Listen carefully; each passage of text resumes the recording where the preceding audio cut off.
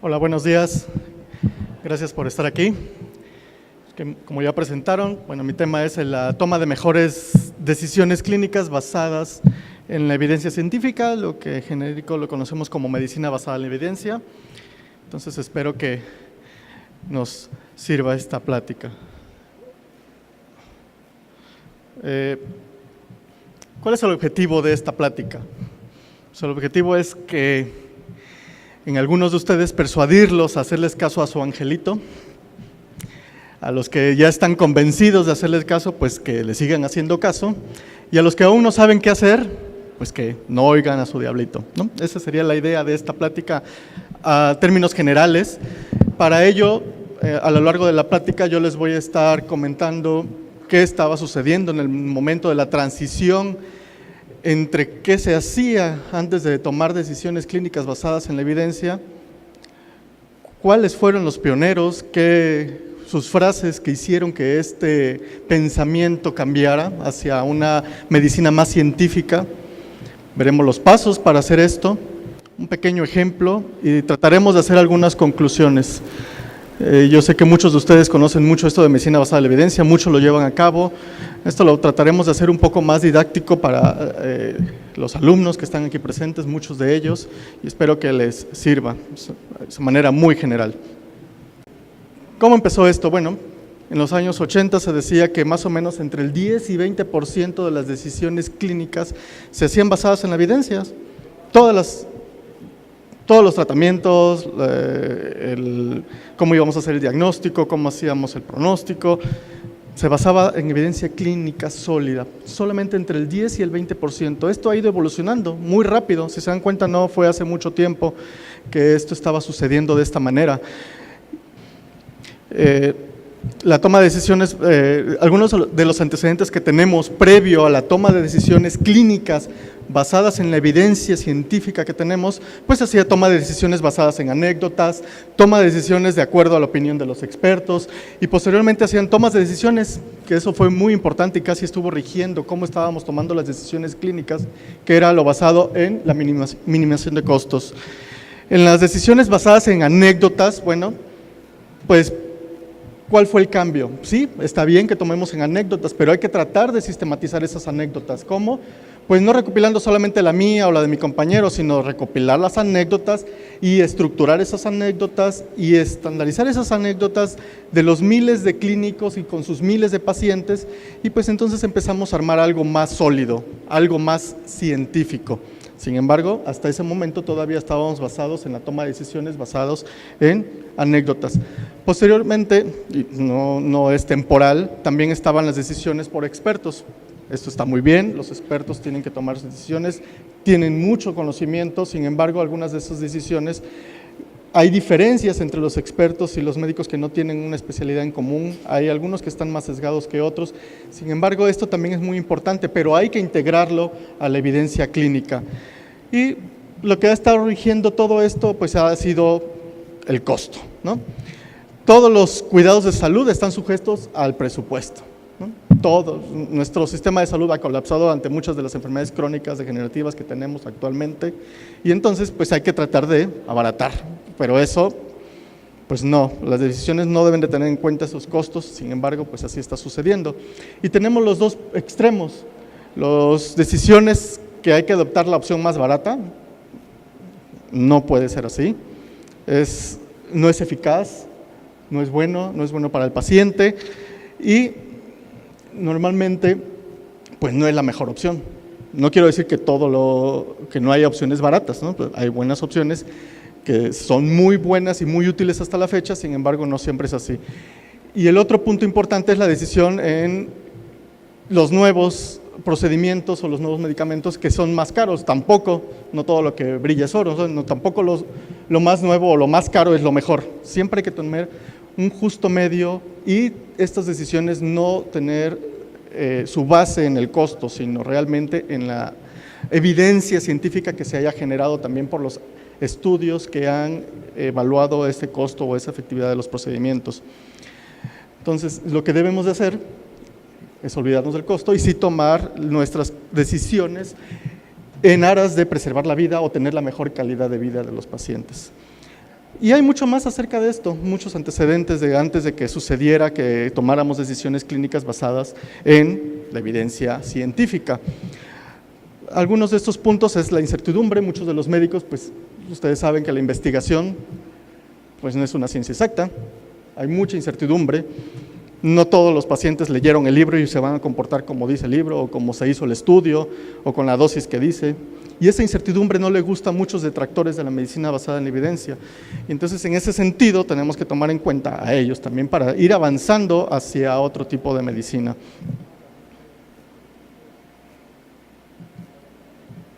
La siguiente, la jerarquía médica, eso también es otro punto importante que nos ha retrasado la plena incorporación de esta medicina científica. Es que no es posible que un estudiante que aprendió algo en un nuevo congreso, o que lleva un nuevo documento, que lleva algo, pues que le diga lo contrario a su profesor el día de mañana, pues eso no es posible, eso no existe, ¿no? Hay una jerarquía clara, pues eso tiene que ir cambiando, tenemos que ir juntos caminando sobre este conocimiento, que no es individual, lo tenemos que hacer en grupo. La ciencia tampoco es individual, eso sucedió hace miles de años, ahorita ya no, tiene que ser en grupo. Y en ese sentido, existieron muchos pensadores, precursores de esta nueva medicina, y no hace muchos años. Uno de ellos es el doctor Sackett, desafortunadamente hace un par de años murió. El doctor Sackett es un médico canadiense, el cual fue el pionero en esto de la medicina basada en la evidencia. Él creó muchas instituciones importantes, principalmente en Canadá, y él nos menciona claramente esto: el uso consciente, explícito y juicioso de la mejor información actual a la hora de tomar decisiones sobre el cuidado de pacientes concretos. ¿Qué quiere decir? Que debemos de tomar esta medicina ya basada en la evidencia. Él mismo dice, transformar la evaluación clínica de la evidencia en acción clínica directa. ¿Qué quiere decir? Pues, tomar lo que se conoce y llevarlo a la cabecera del paciente. Pero esto tiene un proceso, no puede ser así de simple y de directo. Un proceso que vamos a ir viendo más adelante.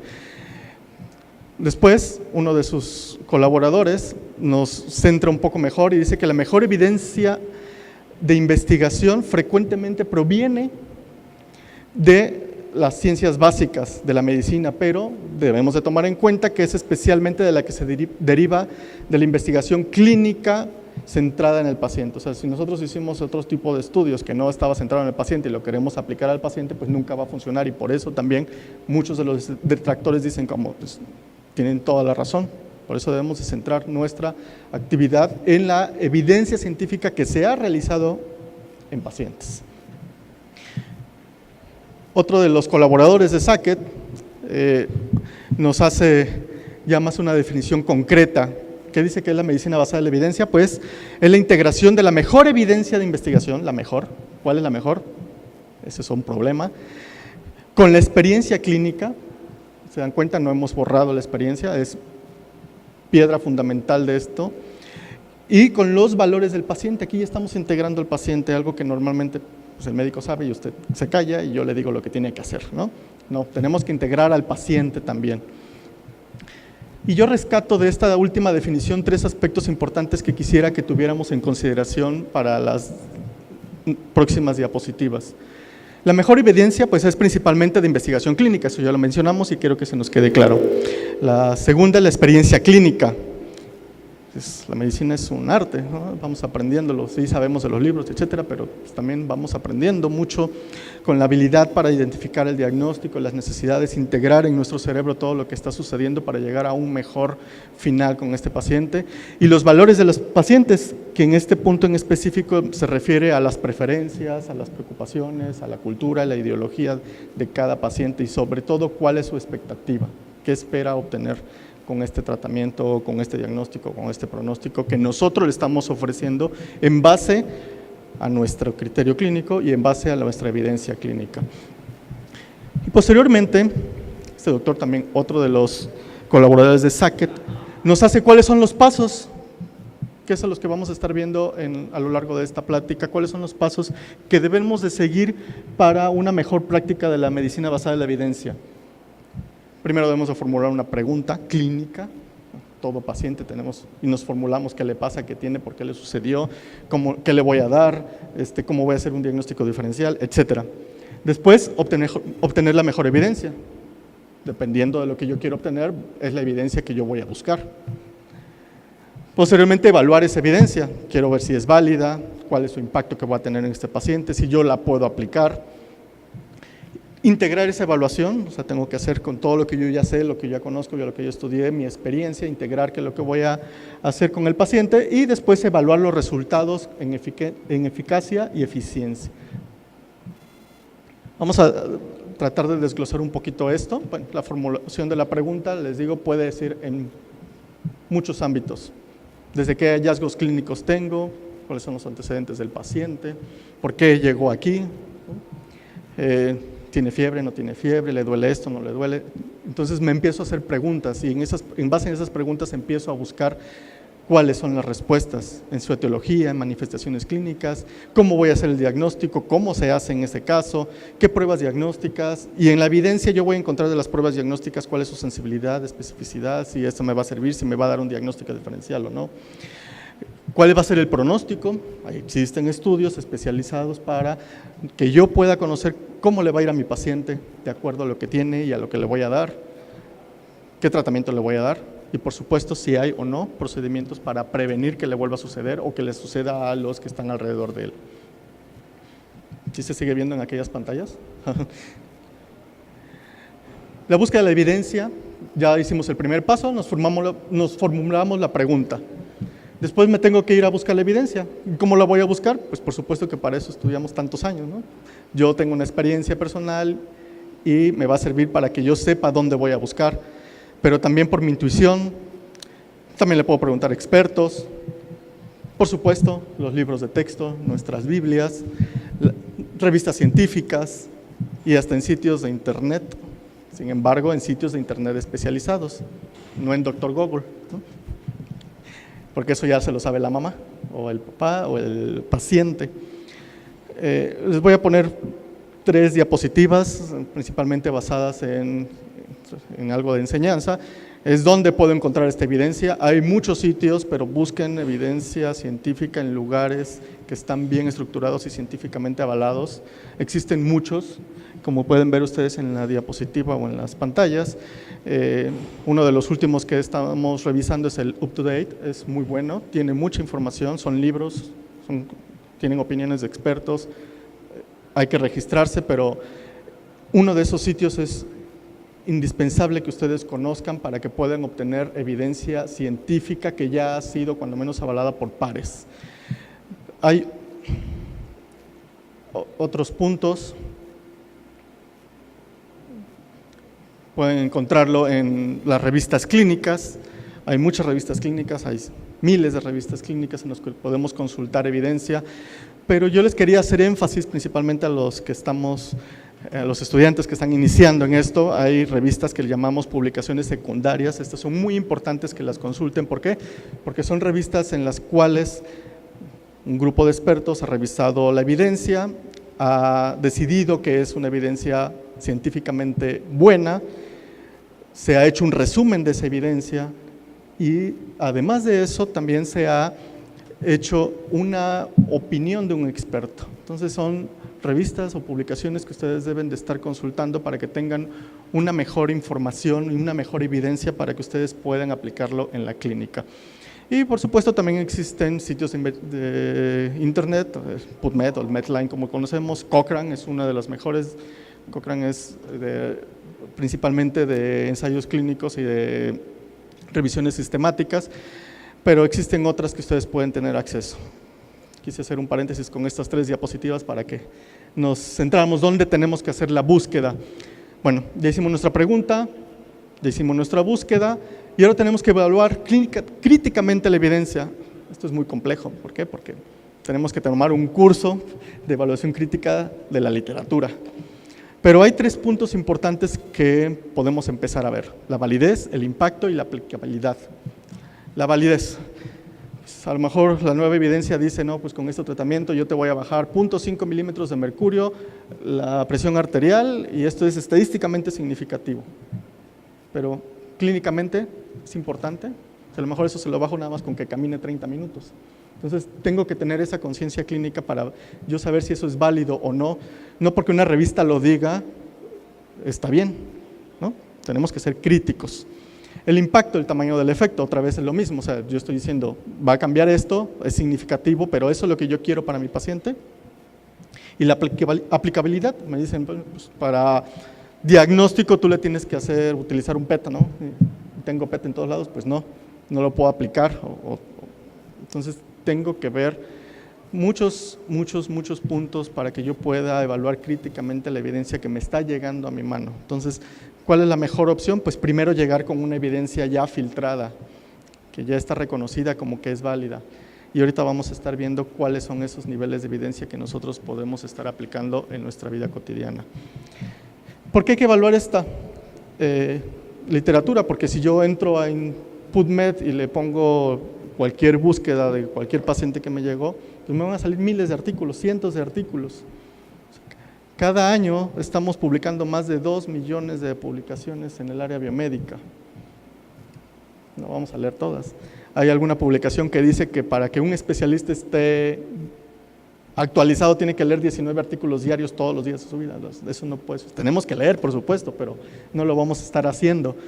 Entonces tenemos que ir filtrando esa información, ser muy específicos en nuestras búsquedas para que podamos llegar a una cantidad digerible de información en la que yo pueda estarme basando para tomar mis decisiones clínicas. ¿Qué es esto?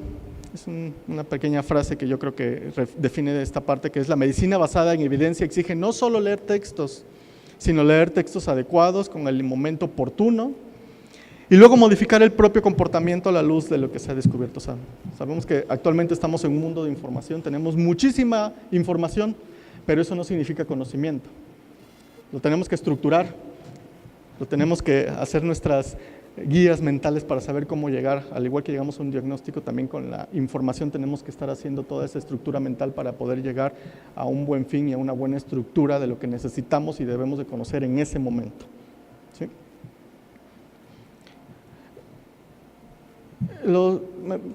También voy a hacer un pequeño paréntesis, me faltan 2 puntos de lo que nos decían de los pasos a seguir, la evaluación crítica y la evaluación de los resultados.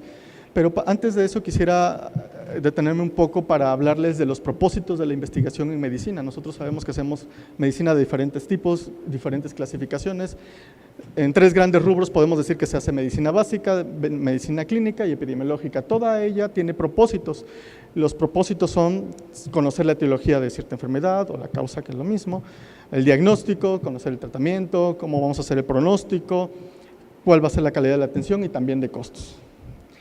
Cada uno de estos propósitos se puede contestar de diferentes maneras, entonces yo no me puedo ir a encontrar un artículo para que me diga cuál es el mejor tratamiento si se trata de un estudio que estaba buscando etiología o que estaba buscando diagnóstico, ¿no? Que su diseño es diferente. Entonces tenemos que empezar a identificar los diseños. Yo les pongo aquí 3 básicos que son 3 básicos, les voy a mencionar cuáles son, que nos van a llevar a una evidencia más clara. Dentro de los diseños de estudio nosotros tenemos, todos ustedes conocen el reporte de caso, evidencia clínica para hacer algún movimiento en nuestro paciente, pues no nos sirve. ¿Por qué? Reporte de caso describe la historia natural de una enfermedad en un paciente determinado que es de interés porque es raro, ¿no? Pero ¿qué nos da un reporte de un caso? Pues nos da evidencia para formular una hipótesis, o sea, que esa hipótesis se tiene que comprobar después con el diseño adecuado de acuerdo a la hipótesis que está planteando ese caso clínico. La serie de casos pues no es más que es lo mismo, nada más que en vez de uno son 2 o más pacientes. El transversal analítico es un estudio que sí va mejorando el nivel de evidencia, aunque no es tan fuerte, pero nos sirve para algunas cosas, sobre todo para hacer diagnóstico. El casos y controles se va acercando a la evidencia. ¿Por qué? Porque ya tenemos bien identificado un grupo de casos, tenemos bien identificado un grupo de controles y hacia atrás estamos evaluando qué fue lo que le pasó. Entonces, ¿para qué nos sirve? Pues para saber cuál fue la causa de lo que tiene. Eso también es importante. La cohorte pasamos de un grupo de población que estuvo expuesta a X y cuál va a ser su desenlace. Nos sirve para pronóstico, pero también para conocer cuál fue la causa de la enfermedad. Después los cuasi experimentales nos sirven para evaluar algún tipo de tratamiento. Tratamiento no es solo farmacológico, de prevención, quirúrgico, de muchos tipos.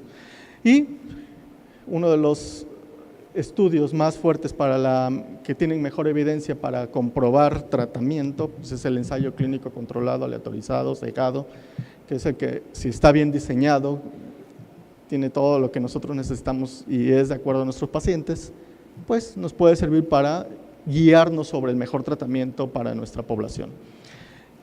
Y el mayor nivel de evidencia actualmente, pues sabemos que son las revisiones sistemáticas y los metaanálisis. ¿Qué es esto? Pues que conjuntan todos los ensayos clínicos, hacen un pool y evalúan en conjunto cómo se están comportando para determinado tratamiento.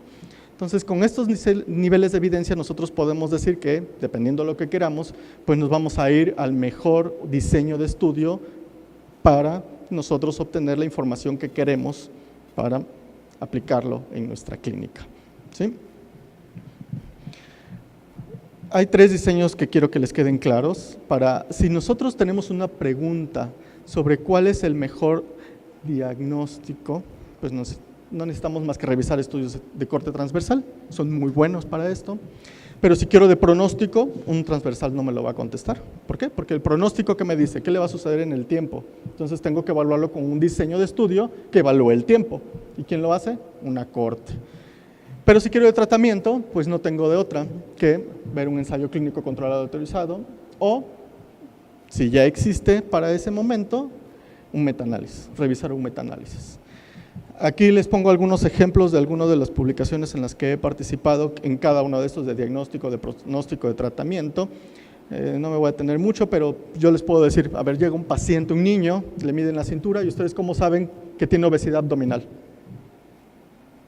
Entonces tienen que ir a una referencia que haya dicho cuáles son los niños, cuál es la curva de normalidad y los que están en la colita derecha pues son los más gorditos y hacemos un punto de corte y ahí decidimos qué es obesidad abdominal. Entonces, ¿qué necesito hacer? Un estudio transversal, mido a una población que represente, una muestra que representa a mi población, hago esas curvas y yo digo, esto es para diagnosticar obesidad y es un estudio transversal. Pero si yo quiero uno de diagnóstico, pues ¿qué hago? Una corte. Y aquí el sujeto estuvo expuesto a tal tratamiento o estuvo expuesto a tal agente etiológico y cómo le va a ir en el tiempo. Pues hago un estudio de corte, aquí tenemos un ejemplo de esto, o de tratamiento, ensayos clínicos.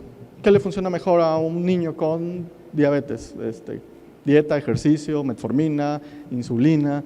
Pues necesito hacer un ensayo clínico que evalúe todo eso y que me controle todas las variables para que yo en mis resultados pueda decir que el cambio en la variable que yo esté midiendo se debió a lo que yo le di. ¿Sí? No al azar.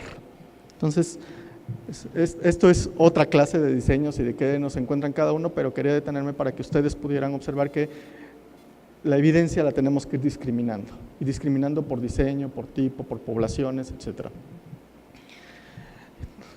Para la integración y evaluación de los resultados, que son los 2 puntos que me hacían falta de los pasos a seguir para evaluación de medicina basada en la evidencia, me encontré este artículo que me pareció muy interesante.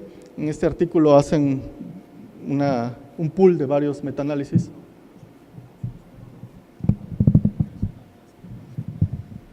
¿Ahí? ¿Me escuchan bien? ¿Sí? Ok.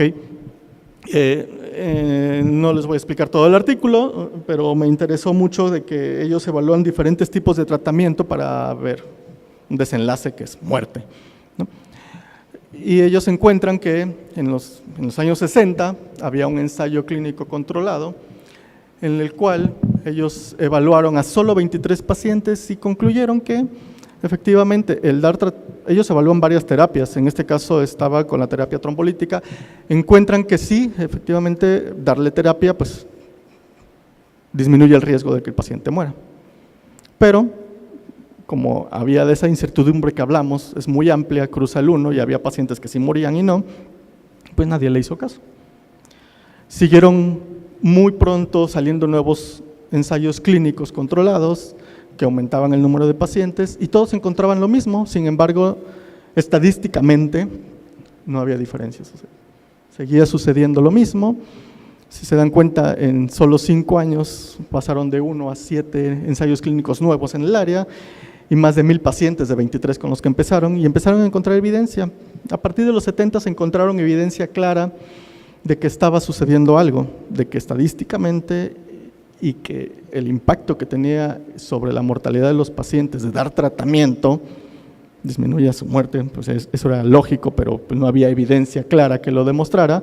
A partir de ahí, todos los estudios han encontrado pues, que dar tratamiento, pues, lógicamente disminuye el riesgo de morir. Pero lo que yo les quiero presentar en esta diapositiva es lo siguiente: cómo han integrado la ciencia y cómo han evaluado los resultados. En los años 60 se pusieron a revisar todos los libros de texto relacionados con cardiología y encontraron que ninguno tenía recomendación de cómo dar tratamiento. No había tratamiento. Y así pasaron los primeros 5 años, que ya había evidencia un poco más sólida, aunque no contundente, y seguían sin dar una recomendación clara de que deberían de dar rutinariamente tratamiento, de este tipo de tratamiento.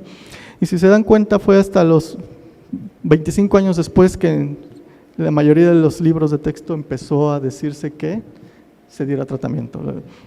Esta es una historia muy larga, me llevaría los 45 minutos explicando el artículo, pero esto es claro, o sea, cómo la evidencia científica nos llevó a integrar ese conocimiento y después cómo evaluar los resultados y esos resultados llevarlos a la cama del paciente. Necesitamos eso, necesitamos tener ese, y seguramente hay cosas que están sucediendo actualmente que no hacemos caso, ¿no? El caso de la aspirina, el caso del cáncer de mamas, y cortar todo, quitar un pedazo. Hay muchos casos que todavía no están totalmente dilucidados, pero que necesitamos ir integrando y evaluando los resultados que se están obteniendo para mejores prácticas clínicas. Pero esto nos lleva a un problema, ¿no? A medida que aumenta el conocimiento, pues nosotros nos agotamos. ¿Y qué hacemos? ¿Leemos o atendemos pacientes? Otra vez, tenemos que discriminar y organizar mejor nuestra evidencia científica. Con fines de docencia, les voy a poner un caso clínico. La idea de esto no es evaluar el caso clínico. Tiene muchas deficiencias, es muy sencillo. Llega un paciente de 18 meses, tiene fiebre de 48 horas, está irritable, no come, no tiene antecedentes de nada y parece ser que tiene una infección de vías urinarias. Así de simple, muy simple. Entonces, pueden salir miles de dudas, yo me voy a centrar en estas 3. Puede recibir tratamiento corto porque hay una tendencia que les den tratamiento de una dosis o de 3 días. Es necesario descartar alguna malformación urinaria y entre otras cosas, o sea, ¿cuál es la prevalencia? Entonces, ¿cuál es nuestro primer paso? Formular preguntas, construir nuestras preguntas, que no tiene que ser una, pueden ser varias. Yo construyo mis preguntas, así de simple. ¿Cuál es la probabilidad de infección de vías urinarias en esta niña? ¿Alguien sabe? Eso se saca de la evidencia clínica. ¿Puede establecerse el diagnóstico con un simple ego? ¿Es útil el tratamiento corto para que yo decida? ¿Cuál es la probabilidad de malformación? ¿Y cuál es la probabilidad de presentar recurrencia? O sea, 2 preguntas de pronóstico. ¿Qué hago? Pues me voy a revisar la evidencia clínica. Y lo puedo buscar en diferentes puntos. O sea, puede haber consensos. Los consensos se basaron seguramente en la evidencia que existe. En las guías clínicas seguramente debieron haberse basado en la información que ya salió de estudios clínicos. Puedo buscar artículos originales que me hablen de la enfermedad, de la prevalencia, de la recurrencia y del pronóstico, estudios transversales y estudios de corte. Y también puedo encontrar metaanálisis, que si encuentro uno, pues me va a guiar muy bien hacia qué tratamiento yo voy a llevar. En este metaanálisis, si ustedes pueden ver, pues la evidencia no es tan clara. La mayoría de los estudios están a que el tratamiento corto no funciona, pero no hay una diferencia estadística. Hay 2 o 3 artículos que sí dicen claramente del tratamiento largo, pero al hacer el metaanálisis, al hacer el conjunto de toda la evidencia, pues nos dice claramente que debemos de dar tratamiento tradicional, ¿no? Y entonces yo integro toda esa información, y entonces yo de los resultados de los artículos previos, pues encuentro que la probabilidad de una infección en esta población, puede ser de México, puede ser de otro país, cada población tiene probabilidades diferentes, pero en este grupo de edad, en niñas, pues es de entre 7 y 8%. Es muy baja, pero esta niña lo tiene, entonces puede tener otra cosa más. ¿Puedo hacer el diagnóstico con un ego? Pues entonces busco en los estudios cuál es la sensibilidad y especificidad de cada uno de los componentes que me da un ego, y pues yo digo, pues a lo mejor si me sirve con un ego, no necesito nada más. Tratamiento corto, el metaanálisis me dice que no, que yo debo de dar tratamiento convencional y que al parecer el tratamiento de 3 días combinado, este es del 2001, no lo evalúan ahorita, es similar al tratamiento convencional de 5 días o más. Entonces ahí yo decido qué le voy a dar. Probabilidad de malformación por reflujo, pues sí tiene 30%, entonces la tengo que vigilar. Y recurrencia, o sea, yo le voy a decir a los padres, es probable que el 30% de los niños que tienen esto les va a volver a pasar. Entonces yo ya le di diagnóstico, tratamiento y un pronóstico. Entonces, con eso voy integrando en nuestra práctica clínica o nuestra clínica científica. Ya en las últimas diapositivas quiero decirles que, bueno, que sí hay muchos usos de la medicina basada en la evidencia. Alguno de ellos es para la toma de decisiones, para la atención del paciente, pero sobre todo nos debería de servir para que nosotros tengamos guías clínicas basadas en la evidencia y no tener 50 guías de diferentes sociedades que nos basamos, que la norteamericana, que la europea, que la mexicana. Entonces no nos tenemos que estar llenando de estas guías clínicas. Pero también algunos tomadores de decisiones les han llegado esta evidencia y han tomado algunas decisiones. Son pocos, pero creo que vamos avanzando. También la medicina basada en la evidencia, ya platiqué de algunas barreras. Algunas es que el área puede ser intimidante, o sea, muchísima información. Requiere tiempo y esfuerzo, por supuesto. Tenemos que estarnos actualizando, leyendo todos los días. Y las evidencias hasta la fecha, a pesar de que hay mucha información, otra vez, el conocimiento es limitado. Los beneficios, el principal es que la mejora de la calidad de la vida del paciente. Favorece una actitud de aprendizaje continuo entre todo nuestro grupo, es un método de enseñanza en la medicina y promueve la autoevaluación y auditoría de los procesos clínicos. Sackett desde el 2000 decía que los pacientes, y eso lo publicó, es una evidencia científica, que reciben tratamientos que se basan en la evidencia, pues tienen mejores resultados en salud, eso es innegable. Sin embargo, pues todavía no se hace al 100% este cambio. Como conclusiones, tenemos que la medicina basada en evidencia relativamente es nueva como concepto, aunque seguramente ya tiene mucho tiempo, pero estructuralmente con Sackett hace 20 años se estructuró y sigue siendo vigente y va creciendo. Su utilidad ha rebasado el ámbito de la relación médico-paciente. Debemos de conocer su importancia para que nosotros mismos la podamos empujar y podamos hacerla crecer, y requeremos muchos esfuerzos porque el acceso a la información y al conocimiento es limitado. Muchas gracias.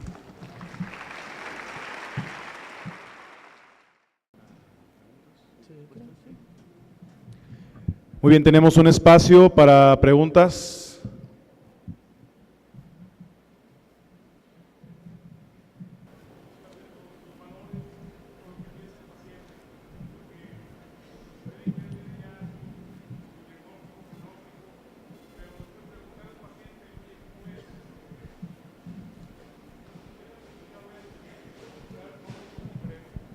Muy complicado. Si nos puede repetir la pregunta para que todos la escuchen. A ver si no se me olvidó ya. Sí. Nos preguntaba que qué tan complicado es tomar en cuenta la opinión del paciente, ¿no?, para que nosotros tomemos decisiones clínicas. Sí, porque... Claro, creo que la respuesta es no le vamos a preguntar si quiere o no, o qué opina del tratamiento, sino lo que queremos tomar en cuenta en este momento. Yo creo que tenemos que llegar a eso, pero lo que tenemos que tomar en cuenta en este momento es todo lo que está alrededor del paciente para tomar esa decisión. O sea, yo le puedo decir, mire, señor, si usted quiere no tener un infarto al corazón, no tome refrescos, camine, no sé qué, y pues es una persona que está en X lugar, ¿no? Su niño tiene que comer carne todos los días, ¿no? Para que no tenga anemia. Pues sí, pero es muy complicado hacer, otra vez, es un reto la medicina basada en la evidencia, y más ese reto de integrar al paciente en esa decisión clínica. Pero creo que en este momento estamos en que la decisión clínica tiene que estar basada en que nosotros conozcamos bien el ámbito del paciente, su medio ambiente, su creencia. No tanto en que él decida, pues sí, mire, yo me voy a tomar este antibiótico, me lo voy a tomar por 5 días porque me duele. No, es muy complicado. Sí, por supuesto que es muy complicado, pero tenemos que ir integrándolo a algunas decisiones para que él también se haga responsable. Pero, ¿quién tiene el conocimiento? Pero ustedes lo tienen que organizar y tienen que saberlo aplicar, y no solamente el conocimiento que ya tienen, sino integrarlo al que les está llegando este paciente. O sea, es individualizado, ¿no? Es muy complicada. Yo creo que no es totalmente la respuesta, pero es muy complicado. ¿Voy? Sí, doctor. Bueno, a ver, aquí el problema de la intervención del paciente es un problema ético. Y tiene que ver con la autonomía del paciente. Exacto. ¿Sí? Entonces, bueno, ya superamos, afortunadamente, la etapa en la que el médico era el Dios que decidía por el paciente, y entonces no había necesidad de preguntarle al paciente. La necesidad de la actualización médica es permanente desde hace 5,000 años. La incorporación de los derechos del paciente y de los compromisos éticos en la medicina sí tiene un poco menos tiempo. El último derecho que se incorpora es el derecho de la autonomía, pero también está el derecho, con principio ético de la beneficencia, que consiste en que nosotros tenemos que buscar el beneficio del paciente en todo momento. Nuestra actitud tiene que ser proteger de nuestros errores al paciente, eso es la no maleficencia. Exacto. ¿Sí? Y la justicia sanitaria implica que nosotros, como Estado, tenemos que darle a cualquier persona el derecho a acceder a la salud, y en eso también el Estado mexicano está caminando. El último principio ético es la autonomía. Y les voy a dar un ejemplo de hace unos pocos meses. En el norte del país, muy cerca de aquí, un juez tomó la decisión de que, a pesar del rechazo de los padres, se le iba a aplicar una transfusión sanguínea a un niño porque estaba muriendo. Eso es un hito y eso es un gran problema para la autonomía del paciente, porque este paciente es hijo de gente que no acepta las transfusiones sanguíneas. Ustedes reconocen a este grupo de personas y merece todo el respeto. Y nosotros, todos los médicos, nos hemos enfrentado a pacientes en los que no nos han dejado intervenir.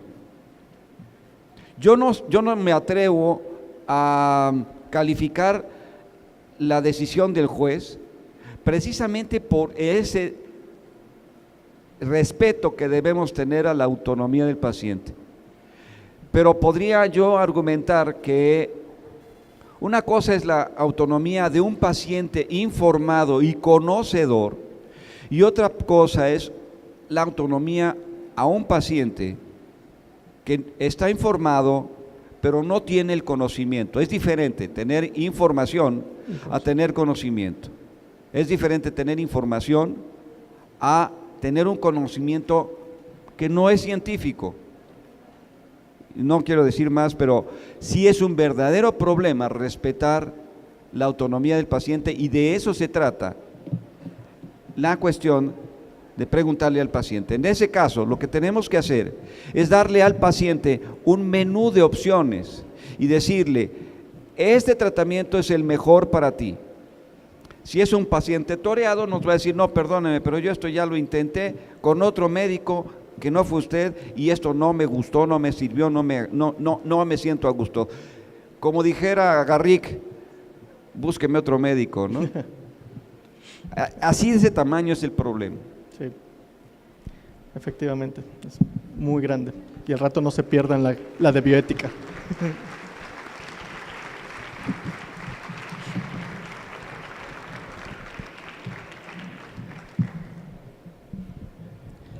Buenos días. Yo quisiera preguntarle, doctor, acerca de los exámenes, los metaanálisis. Es un conjunto de estudios de diferentes hospitales o diferentes clínicas donde se obtienen unos resultados. Los metaanálisis Sí. son estudios con un diseño en el cual han evaluado a muchos ensayos clínicos que se han hecho alrededor del mundo sobre un punto en particular, tratamiento, pronóstico, principalmente tratamiento. Entonces, juntan toda esa información para ver que en conjunto, evaluando muchas cosas, tienen que evaluar si hay sesgos, si hay muchas cosas, Sí. si en conjunto de estos estudios nos pueden dar suficiente evidencia para asegurarnos si ese tratamiento tiene algún efecto positivo o contrario. ¿Tiene un determinado número de pacientes? No, ¿No? no. Puede- Los metaanálisis. Ujú. Pueden ser O sea, 20, sí, 30 sí, pacientes no podemos hacer un incluidos. metaanálisis con un estudio, Ah, ¿no? ok. Por supuesto, Sí. porque si no hay suficiente evidencia, no podemos hacer un metaanálisis. Eso es claro, pero es el pool de todos estos ensayos clínicos y hay diferentes tipos, pero por supuesto que se evalúan toda la evidencia que existe en diferentes ensayos clínicos de diferentes partes que tienen cosas en común, un tratamiento, y que nos llevan a una conclusión con toda esa información. ¿Qué hace juntar esto? Pues gana poder, tiene mucha información. El doctor quiere hacer su opinión experta de metaanálisis. Ah, ok.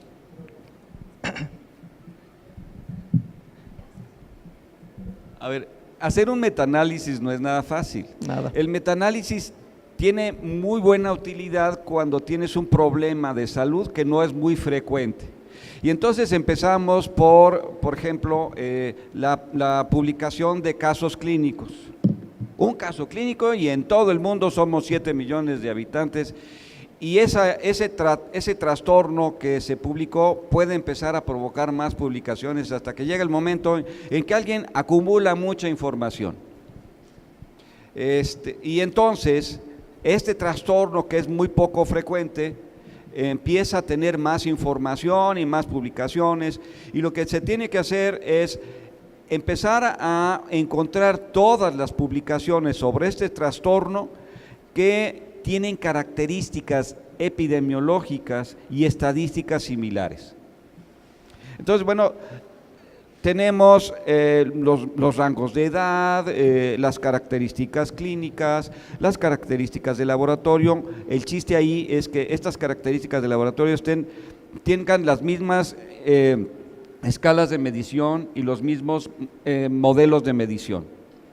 En ese caso, la estadística te permite empezar a acumular los casos que tienen las mismas características compartidas bajo el supuesto de que pudieras haber hecho un estudio mundial, bien diseñado, bien programado y bien aplicado, que te permita juntar casos y entonces el metaanálisis lo que va a hacer es darte la sensibilidad, la especificidad, los valores predictivos, positivo y negativo, etcétera. No es fácil hacer un metaanálisis, como verán, tenemos que encontrar las publicaciones que hablen exactamente igual, con los mismos grupos de edad, cuando no los tenemos abiertos, para entonces aplicar el modelo estadístico que permite acumular todos esos casos. Y entonces tienes un metaanálisis. Así nació el metaanálisis, esa era la idea del metaanálisis. Ahora, con la fuerza que tiene predictiva, se utiliza ya no nada más para casos raros, sino para casos en los que hay una discusión generalmente terapéutica. Y entonces tú acumulas toda la información y se lo dejas a alguien que sepa hacer esto, porque no es fácil, pruebas estadísticas en poblaciones que no pertenecen a la misma media, digamos, que no pertenecen a los mismos universos específicos. Existen los modelos matemáticos, pero esa es la idea del metaanálisis y tiene una fuerza de evidencia la más alta. ¿Sí? Sí, Ese es el efectivamente. chiste. O sea, si hay que creerle algo es al metaanálisis. ¿Sí? Sí. Bueno, hay de metaanálisis también. Actualmente, bueno, hay muchas maneras de analizarlo y para muchas cosas. Actualmente creo que la mejor evidencia para tratamiento pues, es el metaanálisis. Y hay también varias maneras de análisis, ¿no? Hay en algunos metaanálisis que han logrado que todos los que hicieron los estudios, ensayos clínicos, lo metan en una base de datos porque sus variables son similares, pero hay metaanálisis en los que no, pues nada más toman las medidas de asociación que han encontrado.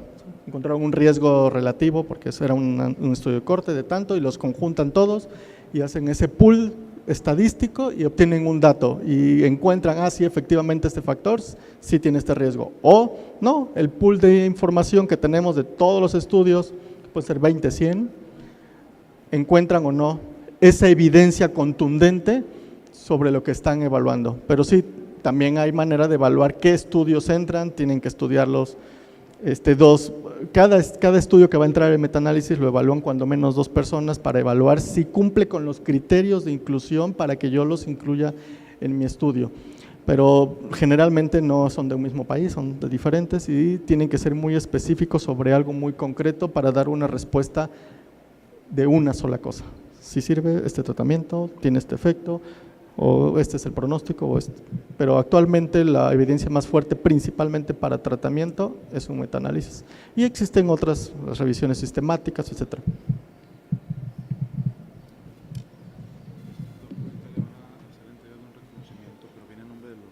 Y a nombre del Gobierno del Estado reciba, doctor Miguel Klunder, el reconocimiento y nuestro agradecimiento por su participación en esta Jornada Nacional de Investigación con la conferencia Tomando Mejores Decisiones Clínicas basadas en evidencia científica. Muchas gracias, doctor Klunder.